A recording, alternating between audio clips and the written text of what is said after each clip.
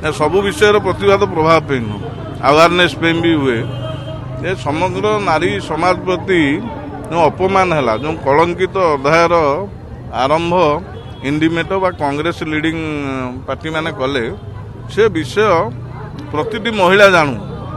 ଯେ ଯେଉଁ ଆକାଂକ୍ଷୀ ଯୋଜନା ମାନ୍ୟ ପ୍ରଧାନମନ୍ତ୍ରୀଙ୍କର ଥିଲା ଯେ ମହିଳାଙ୍କୁ ସମଭାଗିତା ମିଳିବ, ସେ ସାମାଜିକ କ୍ଷେତ୍ରରେ ହେଉ ବା ରାଜନୈତିକ କ୍ଷେତ୍ରରେ ହେଉ, ଏବଂ ଏ ବିଷୟ ସେ ଏକପାଖିଆ ନିଷ୍ପତ୍ତି ନେଇନଥିଲେ।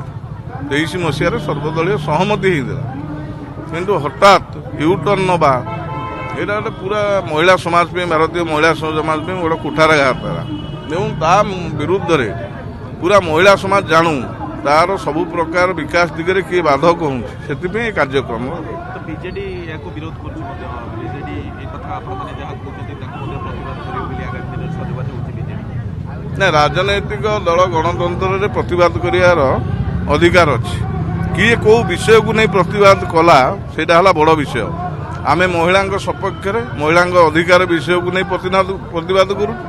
ସେମାନେ ମହିଳା ଅଧିକାରକୁ ବିରୋଧ କରି ପ୍ରତିବାଦ କରିବା କେତେ ଦୂର ସମୀଚୀନ, ସେମାନେ ମଧ୍ୟ ଆତ୍ମସମୀକ୍ଷା କରିବା ଦରକାର।